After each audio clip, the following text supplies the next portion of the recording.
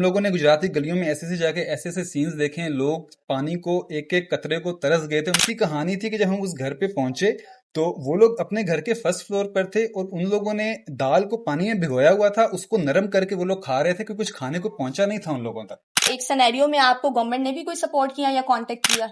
No ma'am, government का काम हमसे कांटेक्ट करना नहीं है। गवर्नमेंट का काम तो अपना ना कि वो अपने तौर पे अपने एंड पे लोगों की हेल्प करें। गवर्नमेंट का काम हमारा नहीं कि हम लोकल बंदों से वो कांटेक्ट करेंगे। उनके पास सारे वसाइल हैं, उनके पास हर तरह की टीम है, हर तरह के बंदे उनके पास इस तरह की चीज के लिए हर वक्त रेडी बैठे होते हैं। हम सिर्फ इस बात पे क्रिटिसाइज कर रहे थे गवर्नमेंट को कि एक चीज हो चुकी है तो आप लोग प्लीज सच बताएं उसके बारे में, ताकि हम सब लोग रेडी हो जाए। अगर वो सच एग्जैक्ट लोगों को बताते तो आपको ये नहीं लगता कि लोगों में ज्यादा सनसनी फैलती? Ma'am, panic is better than जो लोगों का नुकसान हुआ है। अब आपको पता है एक ही प्लाजा के अंदर करोड़ों का नुकसान हुआ है, गाड़ियां अंदर पानी में, अगर वो बता देते तो लोग अपनी गाड़ियां निकाल लेते। तो अब सैलाब तो नहीं आ रहा, अब आपको किस चीज की पैनिक हो गया कि आपने नाले एकदम से उखाड़ के फेंक दिए? आप इजीली उसको क्रेन लगाकर ट्रक लगाकर उसको डायरेक्ट डिस्पोज करते, वही काम वो लोग कर रहे हैं। वो पहले गंद उठा के रोड पे फेंक रहे हैं, फिर वो रोड से उठा के ट्रक में डाल रहे हैं। मैं यहाँ पे स्पेशल मेंशन करना चाहता हूँ चौधरी सालेक को, चौधरी साफे साहब की टीम को, हाफिज अकील साहब को। मैंने किसी गवर्नमेंट के बंदे को नहीं देखा जो इतने बड़े लेवल का बंदा और वो इस सैलाब के पानी में उतर कर लोगों की हेल्प कर रहा हो। अस्सलाम वालेकुम नाज़रीन, मैं हूं आपकी होस्ट कायनात शौकत और आप देख रहे हैं जीएनसी ग्लोबल चैनल। नाज़रीन, हमारे साथ मौजूद है मोहम्मद उस्मान जो कि है वतन फाउंडेशन से। अच्छा, मुझे ये बताइएगा, ऑलरेडी आपकी फाउंडेशन जो है वो डिफरेंट एजेंडास पे वर्किंग कर रही थी। एग्जैक्टली। फ्लड की सिचुएशन में आपने गुजरात के लिए क्या क्या काम किए? जैसा कि आपने मेंशन किया, हम लोग पहले ही फाउंडेशन के हिसाब से गुजरात में काफी सोशल वर्क कर रहे थे, तो ये तो हमारे लिए एक बहुत बड़ी अपॉर्चुनिटी थी गुजरात के लोगों की हेल्प करने के लिए। क्योंकि तो इस सारे एक सिनेरियो में आपको गवर्नमेंट ने भी कोई सपोर्ट किया या कांटेक्ट किया? नो मैम, गवर्नमेंट का काम हमसे कांटेक्ट करना नहीं है। गवर्नमेंट का काम तो अपना ना कि वो अपने तौर पे अपने एंड पे लोगों की हेल्प करें। गवर्नमेंट का काम हमारा नहीं कि हम लोकल बंदों से वो कांटेक्ट करेंगे। उनके पास सारे वसाइल हैं, उनके पास हर तरह की टीम है, हर तरह के बंदे उनके पास इस तरह की चीज के लिए हर वक्त रेडी बैठे होते हैं। ये उनका काम था कि वो अपने एंड से इस चीज को परफेक्टली करते, जो कि उन्होंने नहीं किया अनफॉर्चुनेटली। चीजें बेटर और हो सकती थी उनके एंड से, लेकिन चले, किसी को पता नहीं था कि गुजरात में फ्लड आ जाएगा। जब आया था जिस रात हमने सुना था कि फ्लड आ गया है, हमें भी लगा था लोग मजाक कर रहे हैं। सुबह उठ के पानी की सिचुएशन देखी कि वाकई फ्लड था। इसी तरह हमारी गवर्नमेंट भी रेडी नहीं थी, पर फिर भी गवर्नमेंट के एंड पे जितना भी उनसे हो सकता था, क्योंकि हम सब लोगों को अपनी अपनी गवर्नमेंट का पता होता है कि हमें उनसे कितनी उम्मीद है हर सिचुएशन में, उससे बढ़कर ही उन्होंने काम किया है। तो जितना गवर्नमेंट ने किया उसका भी उन लोगों को थैंक यू। हमने तो साथ क्रिटिसाइज भी किया है गवर्नमेंट को जहां जहां वो गलत थे।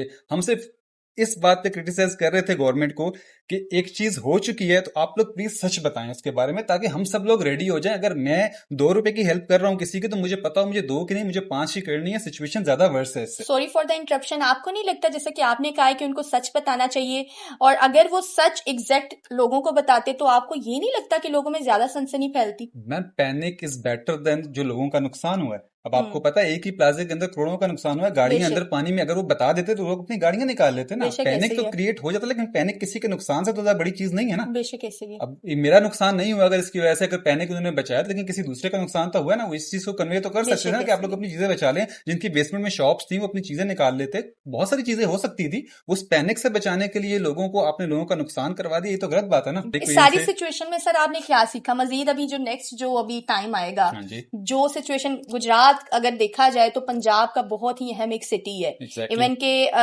अभी मरियम साहिबा आई थी, उन्होंने भी यही कहा है कि गुजरात जो है वो बहुत ही जो है अहम एक सिटी है पंजाब का, और उन्होंने काफी अच्छे एकदम भी उठाए। अगर देखा जाए तो उन्होंने काफी ज्यादा काम भी, उनके आने के बाद सिटी की सिचुएशन ही सारी बदल गई। आपने ये भी देखा कि उन्होंने काफी फंडिंग भी की, उन्होंने काफी जो है टीम्स को एक्टिव कर दिया और काफी जो है इसको अच्छे एक पॉजिटिव साइड पे वो लेके गई।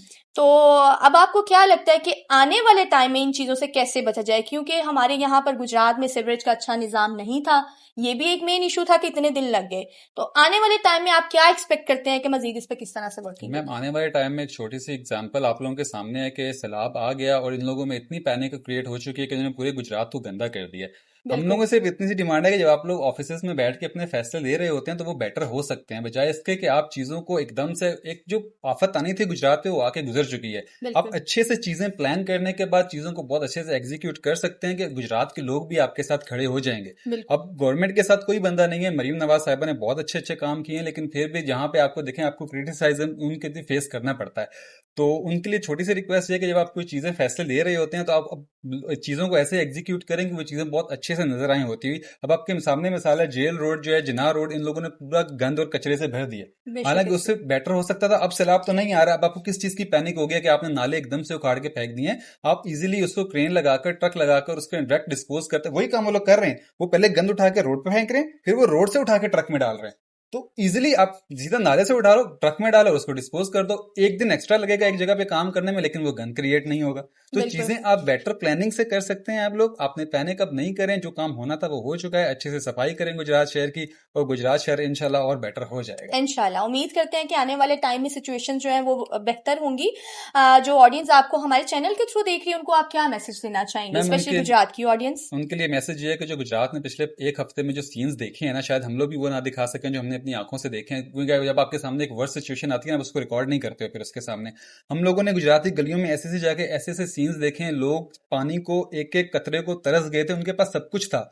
हमने, आप यकीन करें, अगर आप मेरे अपना मोबाइल दिखाऊंगा, अगर आपको डिस्प्ले चला सके, हमने 1500 से ज्यादा कॉल रिसीव किए हैं जस्ट एक दिन के अंदर। 1500 कॉल्स का मतलब है 1500 फैमिलीज जो ऐसी थी जिनको वो चीजें चाहिए थी। और एक तो ऐसी कहानी थी कि जब हम उस घर पे पहुंचे तो वो लोग अपने घर के फर्स्ट फ्लोर पर थे, और उन लोगों ने दाल को पानी में भिगोया हुआ था, उसको नरम करके वो लोग खा रहे थे, क्योंकि कुछ खाने को पहुंचा नहीं था उन लोगों तक। ऐसी सिचुएशन थी गुजरात शहर की।